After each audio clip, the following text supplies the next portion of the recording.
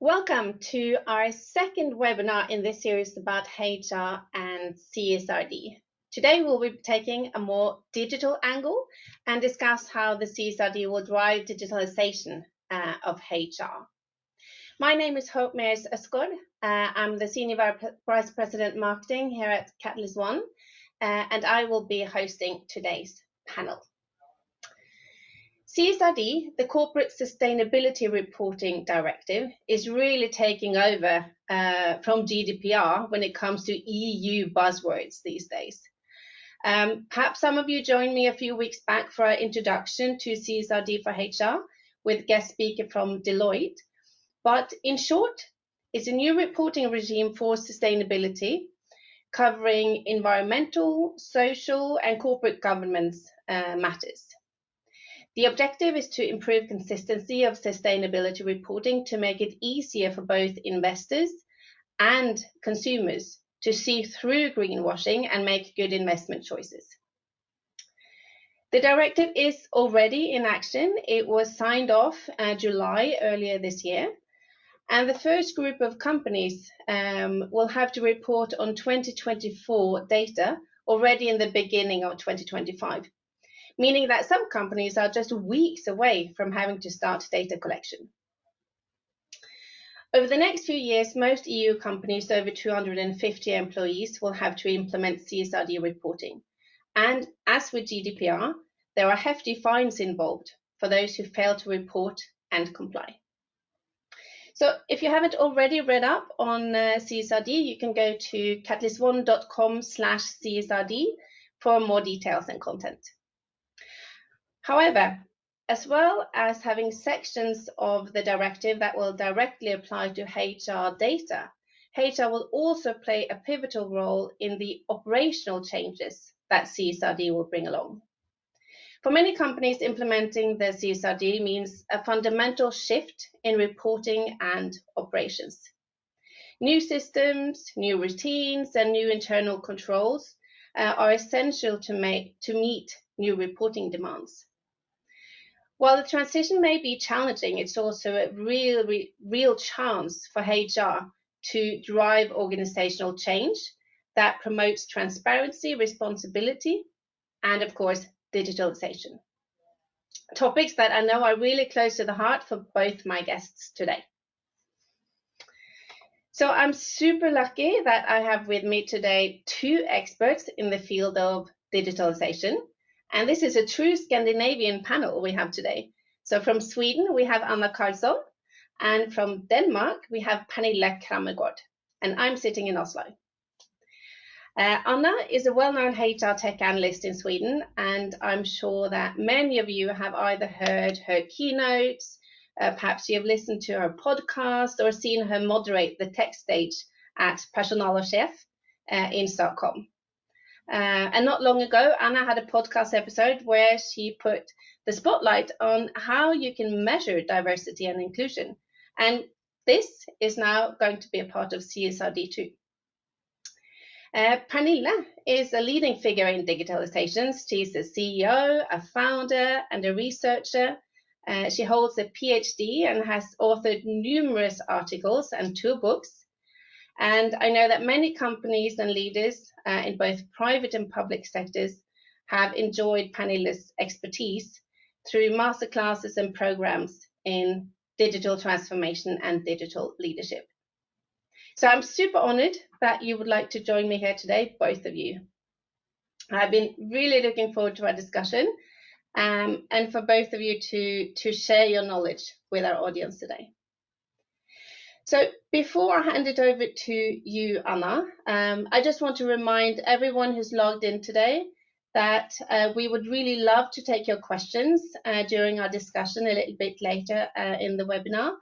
So please use your chat on the screen and send us your questions. All right, and with that, I think I will hand it over to you, Anna. I will give you the presenter rights. There you go. Perfect, thank you. So let's make sure that you see my slides now. So Good morning or midday, everyone. So thank you, Hope, for the introduction words. So I'm going to talk a bit about the role of HR in creating these sustainable workplaces. I see CSRD as a real great opportunity to put the sustainable organizations on the agenda. So I want to start with talking about what is really a sustainable workplace and what's HR's role in creating this and the reporting on CSRD. So when we talk about the organization, I've decided to divide it in these 4 areas. And we talk about the employees, which also can be external people. It doesn't have to be employed by us, but everyone who works for us. We have the managers, we have the management, the owners, the people who owns the business or are responsible for the business, and then we have HR. We can also put in this part other areas, functional areas of the organization. So when we start with the employees in the organization has the responsibility on deliver on the job, of course, but also act according to the values that's been set by the organization. The employees today, they have needs and wants and how the organization should act. They want the workplace to be fair, inclusive, safe, healthy, and sustainable. So the things that come with the CSRD reporting, the sustainable workplaces, is really something that especially the younger generation looks at. They want to be offered opportunities to develop and grow, which also is part of the CSRD. And they value that the organization values them as employees by paying them fairly, that they want autonomy, flexibility, feedback, appreciation, and respect. So it's not really strange that this is how it is. And then I want to highlight the responsibility of the management. And that's where the responsibility lies for the strategy, the decisions and values, and the CSRD reporting. So it is really the leadership that creates the work environment they want to have and the values where these employees can be comfortable, develop, and perform at their best. So then they have to balance the outside world, the way how they can do this, but they have the responsibility to invest in what the organization then needs from the culture they want to have in this. So at the same time, it needs a financial stability and return to owners. So then we have the managers squeezed in between the management and the employees, and they are really responsible for ensuring that the organization values are reflected in every employee. So they need to act fair, inclusive, and transparent. They need to have the close relationship with every employee and be the voice back to the organization from the employees to the different functions and to the management team, of course. And they need insights to perform as good as they can into details as well as the big picture. So then we come to HR. And for me, HR stands for the how. HR creates the environment and maintains the structures and processes and systems that are needed to support the organization goals. Of course, they also advise with their skills, HR skills on people behavior, organization, and change. But then the responsibility of making sure that we live up to also laws and regulations. So this reporting, when we come to the CSRD, HR will have a role in reporting on the non-financial reporting, and will also, or also have the responsibility of supporting managers in performing their job as well as possible, and making sure that they have the tools, the insights, the data, the education available for teams, the skills in the teams, etc. So that's how I see this world and the different responsibilities. And the overarching way of measuring how well you perform as an organization is by looking at the employees, and one of them is the employee net promoter score or similar surveys that you do in your organization.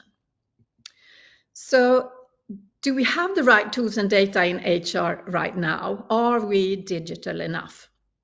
So when we look at the layers, and I always present a model that has 4 layers of digitalization. And I talk about the first step is to build the foundation in HR. You need to digitize data and processes. So that's like foundation in the house. You need to have control of your processes. So usually that's the first step. You implement an HR system to support you, to take care of the data. And this was really a lot of these projects started 2018 when GDPR was put into place, and these projects are continuing constantly. So a lot of organizations are starting these projects still and are not really finalized. So this is kind of putting everything in a good foundation with the data and processes. The next step is when you start to innovate. So when you have the basics ready, you can start to innovate and support your organization with new ideas, automation of, for example, how you do your contracts, how you find new employees, how you support your managers. So this is the innovation step. The next step is analyzing. So then you have data available, so you can start working and using data as your tool to drive changes in the organization. So, and the fourth layer is when you really are digital first. So every employee, manager can really feel that they are seen and heard and appreciated through digital tools. So how are we doing in the Nordics in terms of digitalization in HR? So the report I use is called Cranet, and it was released in the beginning of 2022. It's a survey over 38 countries on all aspects of HR, where all the Nordic countries are represented. And the fact is that we are not doing so well. So we would believe that we are countries in the forefront. We are innovative, especially Sweden. We are #1 in Europe in innovations. And the majority of the work we perform in our organizations is brain work. But we are far behind, to be honest, in digitalization. And if we look at 3 different countries, just to compare, it's Sweden, Denmark, and Switzerland. So first, we can see that the 26% is the amount of organizations that are digitized in data and processes at the kind of basic level. In Denmark, it's better, 39%, and I believe Norway is somewhere in between here. So we would believe that everyone is digitized, but that's not the truth here. So then we look at who are really using innovative methods in HR, and only 3% really can say that they're using innovative methods at a big or really big extent. So that's what the number shows. In Denmark, you are at 10%, so better, but still not so much. And when we look at analyzing using analytics, combining different data and figure out where to work on issues in your organizations where it comes to your people, then only 10% in Sweden are using this, using analytics to a large extent, and 21% in Denmark. And then we can look at Switzerland, which is one of the forerunners. I know also UK, US are also doing this, but I don't have access to that explicit data today. But in Switzerland, 80% of organizations are digitized, and 23% are working and feel that they are really innovative in what they do. And then they use analytics and data. So we are behind and we have a lot to work on.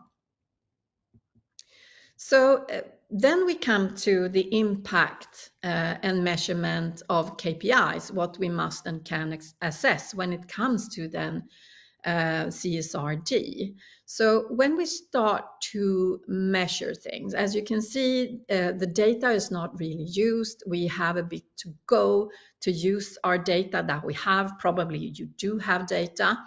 But one thing to mention is when we start to measure CSRD, and I think Hope mentioned this in the beginning, this will impact organizations because this will be on the management table to follow and track and decide what's important for us.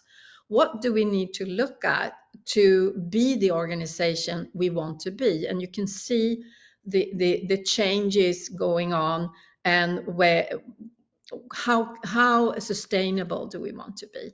And today, what do we usually measure as KPIs in HR? So the traditional measurements are one is of course employee satisfaction, and 67% of organization measure employee satisfaction. And of course, employee turnover is also measured. Sick leave, age, and gender, I don't have a number on. And also we look at salary mapping. So these are quite normal. And one comment I've received when we look at these type of measures, the only thing that is kind of a positive measure is to measure employee satisfaction or employee engagement. Everything else is kind of negative numbers that we put on the table for management. So sick leave are costs, turnover are costs, salaries are costs. So we would like to change this and start to measure other things. And of course, then you need to have systems that supports you to measure new things. And here we have the suggested future different KPIs we could look at in this world of sustainability and reporting on CSRD. Because the fact is that today, the exact measurements you need to deliver are not set. But at the same time, this is an opportunity to impact what you want to be. So I've talked to a lot of organizations about these measurements, and they say we have to report, for example, on education hours. It doesn't say anything, but it's up to you to go beyond that and look at things that really impact the sustainability of your environment, your workplace. And I mean, the future ones to look at, the first one I mentioned here is diversity and inclusion. And there will be measurements to look at your diversity and inclusion in your leadership team and your board. And today there are measurements on this diversity, on gender specifically in leadership team and board. But what about other factors like foreign background, disabilities? And one of the things that Hope measured was the latest, one of the latest podcast episodes. When we talk about this, how can you measure these things without overstepping the regulations of GDPR? There are really possibilities to work on this if this is something you want to stand for. Other measures to mention here is, for example, hybrid work. We talk about hybrid work just as an opportunity, but it also drives a lot of value in sustainability. We know when COVID hit, then people stayed home. We saved a lot on our environment. So don't forget that this is a very positive impact on your organization if you allow the hybrid work to continue, and people can work from home or from other places and not putting pressure on the environment to travel back and forth to offices and workplaces. And I know, yes, this is just possible for those who work with that type of work, but it's still an important measure or measurement to look at. Then we have the new other topics to measure, like talent supply. One topic that is really hot right now is skills inventory, not jobs, but skills instead. But that takes a whole other webinar to talk about. And then we come into career development, internal mobility, education, which is maybe more traditional than a future measurement, but also to look at the health of the people in the organization. We in HR, I know many of you are struggling to get this up on the agenda, to get the funding. This is also an opportunity to look at how can we really work to create a sustainable organization in terms of health, like stress and wellness, and those things that really are close to our heart. So a few new KPIs, and these are suggestions from Grant Thornton in Sweden.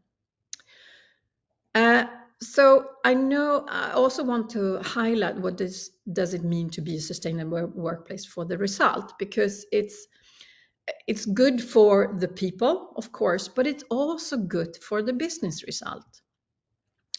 So when we look at what different reports are saying, there is an improved profitability when you focus on sustainability. There is increased customer satisfaction. All of these things can also be linked to the employee engagement. So positive and high levels of employee engagement are directly linked to increased customer satisfaction. You can also see when you have a lot of diversity in your organization and inclusiveness, you get a higher degree of innovation. You create a stronger brand that also meets your clients, whoever these are. If you are mirroring the clients' look and backgrounds and all of these things, and that creates a stronger brand. So, and also, of course, then an increased attractiveness for both talents and customers. If you go back to what employees want to have in an organization, it all talks about a sustainable organization. You also get better productivity and reduce sick leave and presenteeism, which is when you work at the office, even if you're sick.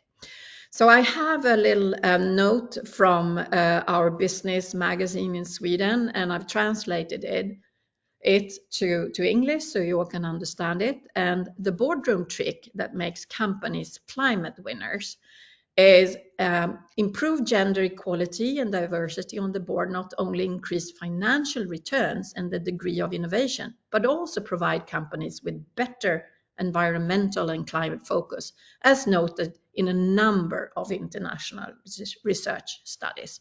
So this is good for the people, it's good for the organization, but we have some way to go to become these, to support the organization with all the data that would be needed. So, Hope, back to you. Thank you so much, Anna. I think it's really important what you highlighted, that this, it's quite easy to look upon the CSRD and all these new reporting regulations as such a hassle. But it's coming from a really, really good place. It's super important to get this transparency, but as you pointed out, it's also really good for business. So that's something to keep in mind when we dive into all the changes that need to be implemented to be able to report on CSRD and other reporting initiatives. Yes. So thank you very much, Anna. Obviously, you are coming from more of a kind of an HR and HR tech perspective. And I'm now really excited to hear Pernilla's view on this, because Pernilla is coming more from a digital maturity perspective. So I think the two of you really kind of complement each other really well on this subject. So I am going to give you presenter rights, Pernilla. Thank you. Oh.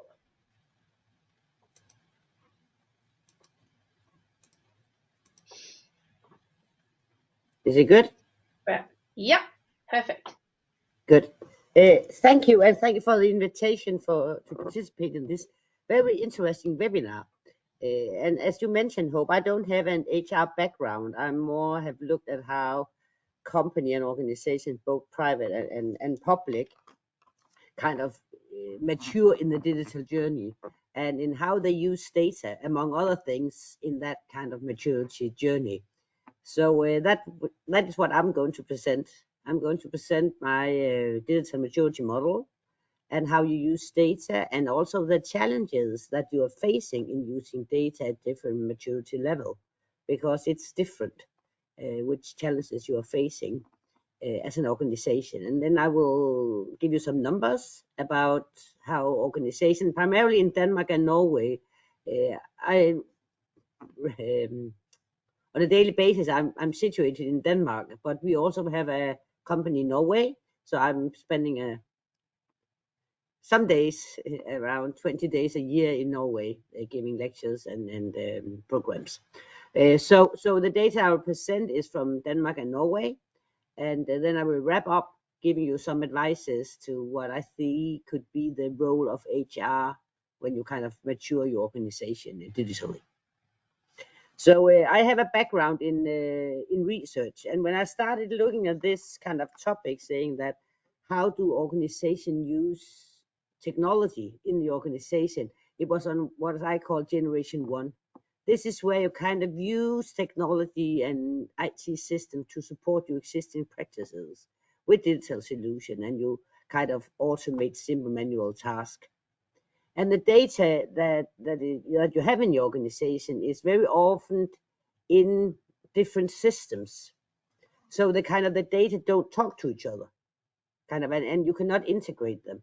And that kind of make a lot of confusion in the organization, because some information is lost. You cannot make analysis. You can make analysis on your own data set, but not use data from other parts of the organization, or they cannot use yours data, and so on. So, and it's primarily historical data that you use on this level. And then you kind of need to be able to coordinate better, to share data better in the organization, to be able to give good management information like BI and so on. So you start implementing systems that kind of integrate. It's many of you probably know it as an ERP system in the organization. So you kind of build the foundation where your various system, various modules within the organization can kind of talk together, and data sharing becomes much easier. And then the challenge in the organization this level is, how do you actually make employees comfortable with using new standardized system and standardized processes, and how do you ensure that they kind of create good data quality? Because the data that you kind of put in the system, you can use them yourself, but other people will also use them in your organization, so it has to be of a good quality, and that will be a challenge to ensure that you have consistent data and good data quality. But when that is in place in the organization, you take the next level in your digital journey. It's where you start building on the foundation of good, kind of solid enterprise operational system backbone. And then you kind of start saying, okay, how can we use digital technology to kind of make new services, new products, or deliver them in new ways? And you start asking yourself, okay, which problem do we actually have in the organization that we could use digital technology to solve? So now you start to use other data, not just your own, but you also start using data about customers, partners in your value chain, or suppliers, and so on. And you kind of start making other analysis. Now you can start saying, okay, if we put this data together, what do we actually see? What can we use this data for? How can we improve the service, our products, and the way we deliver them? And the challenge that you face in this kind of generation of digital maturity is to ensure that the way that you use data and you store data, you collect data, kind of is compliant with legislation of collecting, storage, and use of, in this case, very often customer data. And that's a very GDPR thing too. And when you kind of get that in place, you're ready for the next kind of a maturity level. This is where you start using collaboration with others to kind of fulfill the customer's basic need in a coherent way. So you get a service that is, you have one service in your organization, you kind of work together with others to give the customer just, it's also known in the public sector as one-stop shop government. So you just go in one place and you get a coherent your service with others. It's also known as Internet of Things for some of you, probably. And data you don't use, now you also use data from other organizations, and that takes a lot of integration possibility within your systems. And so you work with others, you have many types of data, your own as well as partners, and you make analysis to investigate causes, connection, and new patterns within the data. And the challenge here on this level is that do you have the right metadata between the organization? And what about security? When you open up your system, you kind of start sharing your data with others. Is it secure? You open up your system, it's easier for other people to hack your system. Who owns the data actually? And what's the value of data when you kind of give your data to others that they can use? So what is the value of those kind of data that you have? I hope that makes sense about the generation 4. And when you kind of have that in place, you're ready for the next one. This is where you start using data to make predictions. And you kind of predict what is going on. And you want to use that to be able to give very personalized services to what your customers or your citizens if you're in the public sector. You don't wait until they ask you. You know what will happen because you have all this data that you use to make prediction. You know what will probably happen if nothing is done. And then you can also make kind of preventive analysis to say, okay, what are we going to do to prevent this from happening? And if you use that data in that way, you have a very many questions about data ethics that you have to take care of. What about transparency? And also about compliance. So that would be your challenges on this kind of high level of digital maturity and a high level of using data. I think it goes very well and with kind of your kind of different level here. And you didn't mention that, as far as I remember, that non-people organization was actually on the high level in the survey that you referred to. No, I can comment. I can Yeah. comment on that. So that specific survey, we don't have that data, but there are very few when we do our own analytics and ask the population. There are very few on that top level. Yeah, and that's also go for our data that I will share with you now. We have software that organizations use to have dialogues about their maturity today. Where are they on this staircase? Where do you think they need to be in 2 years' time? And where do they want to be in 5 years? And I will show you this data now.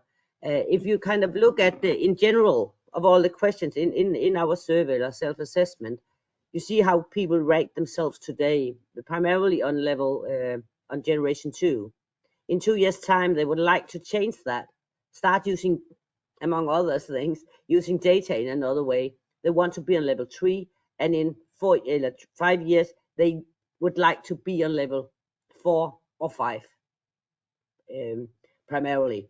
And when it comes to the use of data, more specific, you can see here that today they use data, very much their own data, and make own analysis 41% actually make analysis based on data sets from various systems and manual analysis.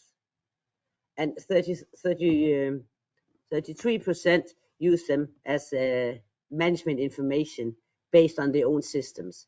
And in 2 years' time, they think they have to move that, become more mature. And what I think is very interesting here, that in 5 years, almost half of the organization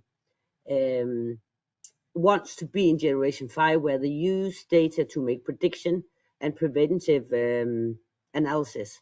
That's interesting, and that takes a lot of working with data very consciously and very put a lot of effort into that.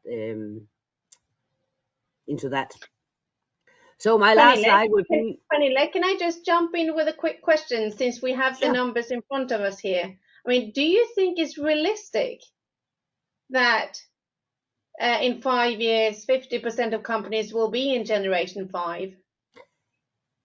It depends on how much investment they will make. I think it's very ambitious, but I also think it's very necessary. Because the companies that are able to do that will kind of win the market. Exactly.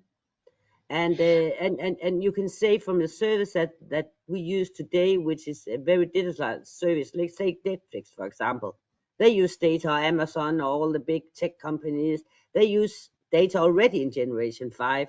And where do the customer go? It's easy to be there because people tell you what you need. Of course, there are a lot of challenges going with that, but as a customer, as a person who wants to get entertainment, it's very nice to get you kind of offered the movie that you kind of like to see. It's also very convenient that you kind of get advices to when do you need it. If you buy that, maybe you also need that, and that's very convenient. It's also very convenient for customers, investors. Our windmill producer here in Denmark, that customer when they buy a windmill, they will kind of use data in generation 5 mode, so they can kind of predict when something will crash in the windmill, and they can kind of repair it before the damage is done. And if you really think of data as with the same kind of views inside an organization, to just put your employees in the place of customers, right? Yeah. So to give services and to give follow up to your employees based on the data they have in the same way you could potentially do for your customers. Yeah, so we can kind of prevent you being sick. We prevent stress, which is very important, I think, for organizations today to work with. But that if you're going to work with preventing that for the people, not just your employees, but the persons as individuals, employees, you can use data and you can kind of start predicting it, and you can kind of prevent it, and so on and so forth. But of course, it takes a lot of ethical discussion. Are we going to do we find it ethically correct, or will it be intervening in people's personal life? So it's kind of will be a balance that you have to kind of have principles about in the organization. It's more easy to talk about using data in that way when it's product, but when it's people, it's slightly different. From an HR perspective here, Anna, can you recognize the pattern? Do you, from your personal, your personal view, do you see that most companies or most HR organizations are in generation 1 and 2 today? Especially then generation 1 when it comes to HR data, because of these ethical questions, and the HR teams are usually not the most knowledgeable about data and managing data. So I think the levels are more in generation 1. You use the systems you have implemented to analyze the data in the HR system, but to move forward, you need to start working at a broader level, and you need to dare to collect data in the right way, and because otherwise you can't be that you can't measure and find these important pockets where you need to act to create these sustainable workplaces. But No, they're not there. And I was also thinking about one other thing. I know you have a slide left, Pernille, but Yeah, about I'm fine. everything about artificial intelligence. So if you want to use artificial intelligence in your organizations, data is the basics for getting there. Maybe that's not what you think about when it comes to CSRD reporting, but more on a general level. So data is so key to what we need to do in the future. Yeah. Yeah, I think we're so eager to dive into the discussion here, but we'll let you finish your slide deck, Pernille. Thank you. So actually, I have 5 questions for which I thought could be interesting for HR people in the context of what I have just presented. Is that do you have the right data that you need in HR for CSRD? And what about how do you ensure transparency and worthfulness within HR regarding data and the use of data? How do you ensure that leaders and managers within your organization have the needed competences to use data in new ways? Because that would take a lot of competence development to ensure that you have the right data, that you have good quality data, and that you kind of use data in the sense that the organization would like you to use data, and not using it for things that you don't want them to use data for. And how do you ensure that leaders and managers understand the importance of good data quality? There's a saying called crap in, crap out, kind of. So if you don't have good data, you cannot make good decisions. So good data quality is very, very important. And the last one I have put up here, and maybe the biggest thing and the most important thing, I think, is to do your organization and can you as HR work to ensuring that the organization have up-to-date principles and governance structures for data sharing, data access, especially if you collect a lot of employees' data, who have access to those data. Data quality again, data ethics, data transparency, and so on.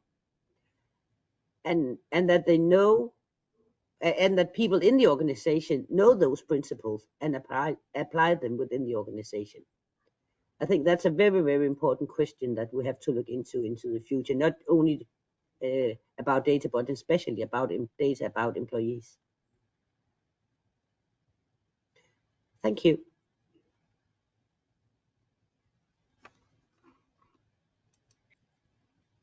Thank you, Pernille. That is super interesting. To just get a little bit of an outside perspective of where companies are on these this digital transformation journey. Not just from an HR perspective, but the more the bigger perspective for digitalizing companies overall, and how it affects the whole data policy. Yeah. I think that if I were to kind of really mash everything up here, what we've been talking about the past 30 minutes, is it seems to me that you both present data that shows that HR and organizations in general really have a long way to go when it comes to managed data. And how much of a challenge would you say that is for HR? I mean, specifically when it comes to CSRD reporting, but also in general. I can start there Yeah. because from the HR perspective, I mean, it's HR hasn't chosen their role to work in HR based on that they want to work with data and digitalization. So there has to be a mindset change, and I think it's different from organization to organization. We see that companies that are tech companies are really in the forefront here. They've already done a lot of digitalization. They are the mature ones. but especially in Sweden, where we have a history of having the same type of employees in the HR organization. They all have chosen the job role to work with people. I mean, they have quite a long personal way to go to understand that digitalization will be key for my job role in the future. Understand data, govern data, work with digital systems, and to be able to offload a lot of practical work and then be able as an HR team to focus on the key issues in the organization. So it's a total shift of how you work and how you organize yourselves and what your personal role is. So it's a shift. It really is, and I think it's definitely not only in Sweden that we see these patterns. I know when we talked earlier, Anna, you described that there's really only one type of HR education, and that's why everyone kind of comes out of the same mold. So even though maybe we have more diverse education paths in other countries, I think we pretty much see the same. Yeah. I know you do have some digital university with digital focus for HR in Norway. In We do, Denmark, you yeah. don't have the same type of universities. So I mean, it's a different story, but the choice to work with people is a choice you make, and you believe that this is how the job role is going to be to support people in your organization, learning, growing, developing, taking care of issues, sick leave. That's not really what's going to be the future HR organization. So of course, it's a challenge. But And maybe obviously, I this is not going to be able to turn overnight. So, is there a way that HR can kind of find allies in other parts of the organization to fill the competence gaps, so to say? maybe I could have a comment on that one, Hope. Since I have looked at the organization in the wholeness, so to speak, of the organization, when I have looked into digitalization of organization, and I think that I very rarely meet HR people, which has always kind of surprised me, because for me, digital maturity is very much an HR agenda, because it's about understanding how you use data in another way, but it's also very much a journey where you kind of develop your employees, that being both leaders and employees. So they have to have new competences, which you have which many organizations need programs for. It doesn't come by itself. So it has to be very structured, actually. And that's why when I started my company 7 years ago, I thought a lot of our customers would be HR people, but it's still to be seen, because there's a lot of other managers, a lot of other leaders are taking our programs, are buying our kind of services, um, workshops, and so on and so forth. But it's very often not HR. It could be people in IT, it could be managers in general, or it could be people working in digitalization's departments, if you have such a thing. Some people have that in IT and so on and so forth, but it's a matter about structures. And very often they are the one in IT or digitalization taking care of competence development when it comes to digitalization, which is for me a big surprise. It should be an HR agenda, and I don't think it is. So, That's so when it interesting. comes to who should they work together with, HR people, I think talk closely to the people in your digital department or IT department, depending how it's structured in your organization, and start talking to them about how are we going to mature this organization when it comes to digitalization and use of data. That would be my advice. And stay involved, because the perspective of, I mean, we talk about that HR needs to develop more skills on digitalization, but at the same time, the organization needs their knowledge and competence on how to interpret the data, because it's people data is very different from other data. So the value of combining the knowledge is so key. So to work cross-functionally is really the way forward for HR. I mean, we see, and that's very, very fortunate, because I think it's so necessary when it comes to this digitalization journey and transformation, that we see more and more HR departments actually implementing new roles that are technology oriented. Either they work super closely with IT, or they have kind of a HR tech responsibility of their own.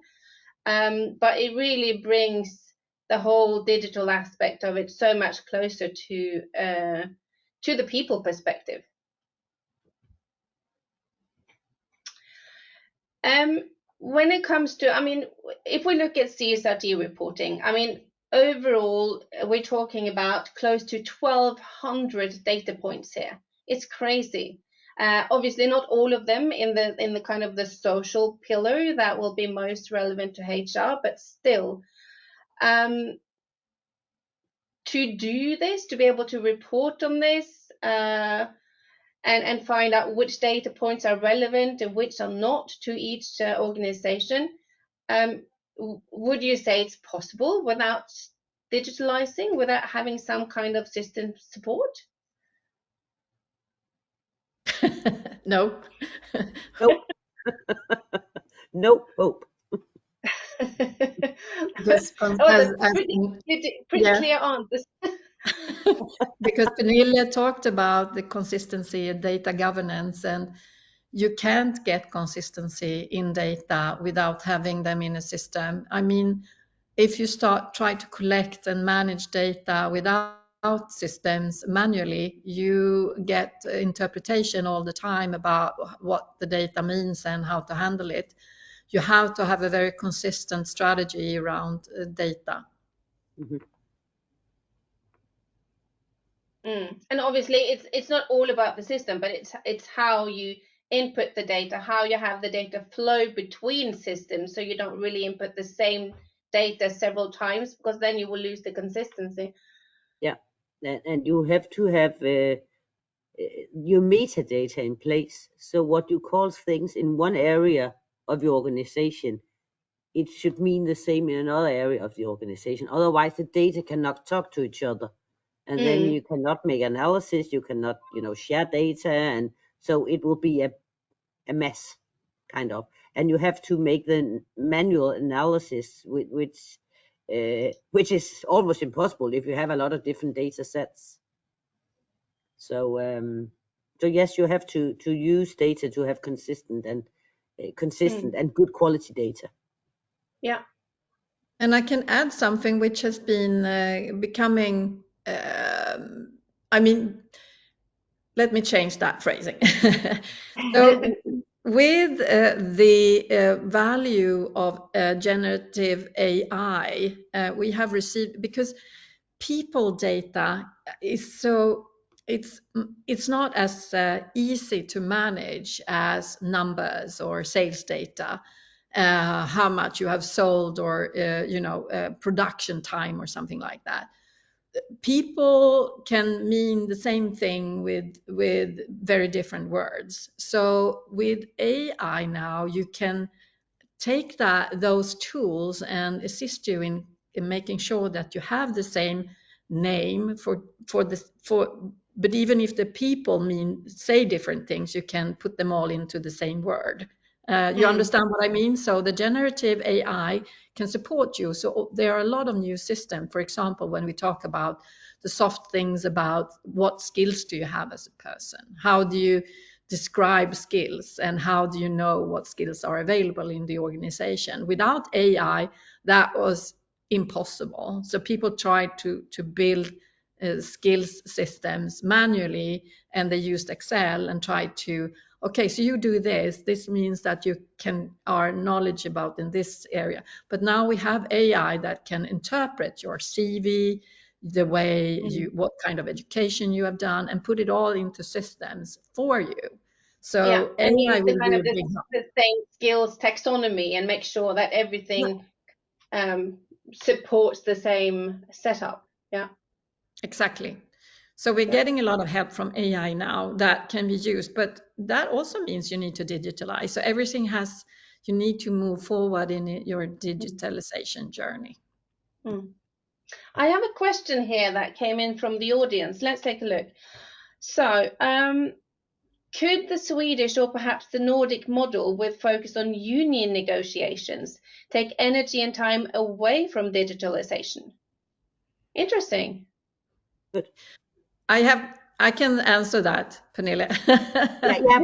Yeah. Thank you. So there are a lot of things that there just come out a report from the Swedish university in Gothenburg that they are analyzing this data that I used from all the different countries. And we can see that the Swedish model, maybe not the union part, but more how we have organized ourselves in putting a lot of responsibility on managers to do everything and make decisions on hirings and knowledge, competency development, etc.